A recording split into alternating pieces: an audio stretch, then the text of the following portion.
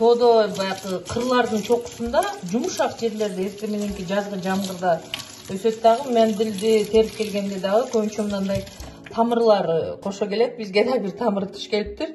Муну ыргытпаңыздар. Эгерде сизде короңуздар болсо, дуалдын түбүнө көлөкө жерге отургузуп койсоңуз болот. А бирок эгерде сизде үйдө, квартирада жашасаңыз, анда дагы гүл идишке отургузуп коюңуз. Балким эмки жазда чыгат. Жыл сайын бул чыгат. Ага тишпей койсоңуз, өзү өсүп, уруктап, уругу чачып, бул көбөйсө дагы болот да. Мына бизде бир тамыры чыкты. Муну да бирсе мындай коюп коеюн.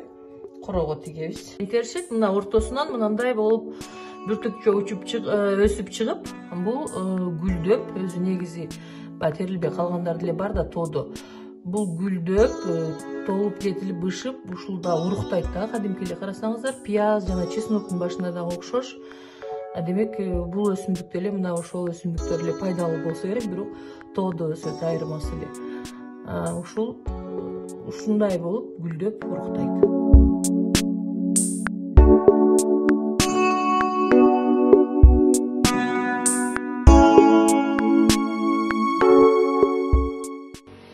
Албетте кандай гана самса болбосун, пиязсыз болбойт. Буга дагы сөзсүз түрдө пияз кошулат.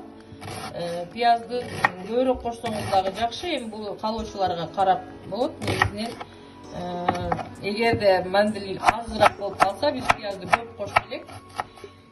Мен азыр бул бир 2 килограммга жетпеген жашыл чөбүбүз бар. Буга биз 6 баш пияз кошуп атабыз.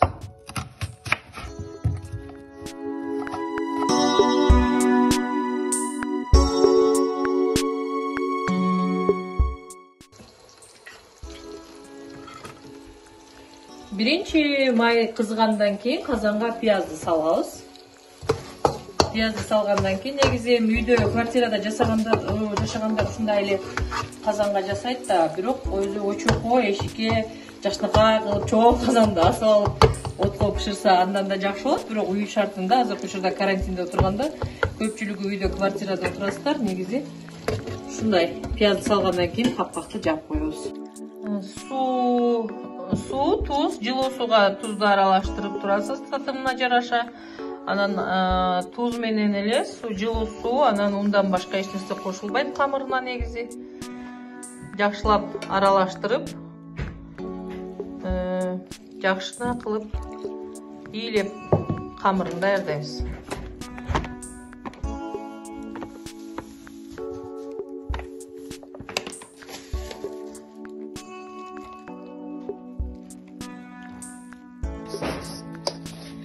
Камыр муну даяр болуп калды. Муну көбүрөөк ийилесе жакшы жайылат, ошол үчүн көбүрөөк ийилүү сунушталат.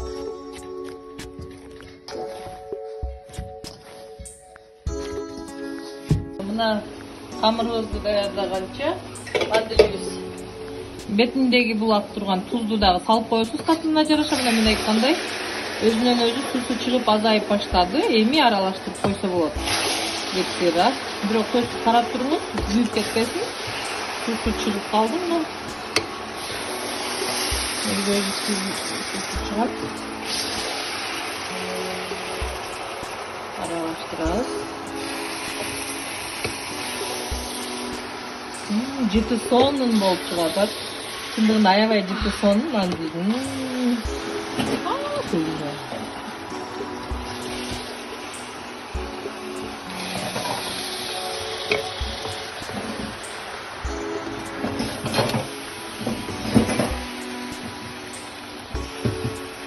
Piyazın dagı çıktı. Мына курулуп биздин мандил, үлкөн жана пияз аралашкан самса үчүн фаршыбыз даяр болду. Бышты тузун дагы ырастап аласыз. Негизи ушундай баягы көк болуп көрүнгөн туралган өсүмдүк чөбүбүз, дары чөп ушундай болуп калат. Эми камырын даяр. Эми самса үчүн камырды жайып алабыз. Өстүдө камырды жасагандан кийин зубала деп кой, тоголоктоп туруп, бир аз эс алдыргандан кийин камырды жайып баштайбыз. Камыр канчалык жука жайылса, ошончолук жакшы болот. Камырды жайып, кесип алгандан кийин, мына даяр болгон фаршыбызды бөлүп салып алабыз.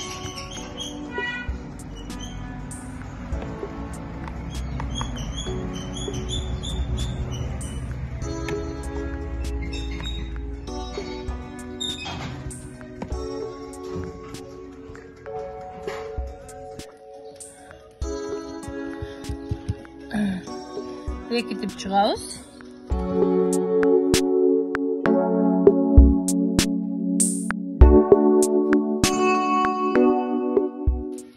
Мына ушундай казанга тизип алып, акырын кактап бышырып, отту азыраак кыласыз. Мына ошондо жакшы камыры да бышып кетилет. Бир жагы мындай жакшынакай болуп кызаргандан кийин алмаштырсаңыз болот. Эч кандай казанга май куюунун кереги жок.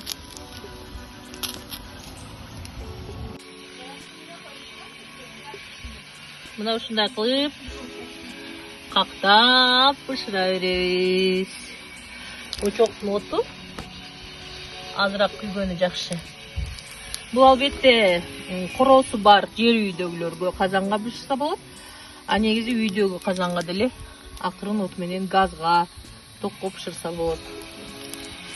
Мына эртемеден бери даярдаган самсабыз даяр болду. Тамагыңыздар таттуу болсун, столго кое берсеңиздер болот. Негизи самсаны жасаганда 1-2 үйдөгү балдарыңыз менен кошо жасасыңыз керек. Анткени бул майда барат, жумуш бар, бир адамга оорлук кылып калат. Бирок жесеңиз аябай даамдуу, пайдалуу. Тамагыңыздар таттуу болсун. Каймак жана кетчуп менен жесе аябай андан да даамдуу болот. Барыңыздарга ийгилик каалайм. Тамагыңыздар таттуу болсун. Салам Медианын YouTube каналына катталып, лайк басып, комментарий жазыңыз жакса. Жана дагы Баткенге өзгөчө болгон даамдарды сиздерге тартып жасалышын көрсөтүүнү улантып беребиз.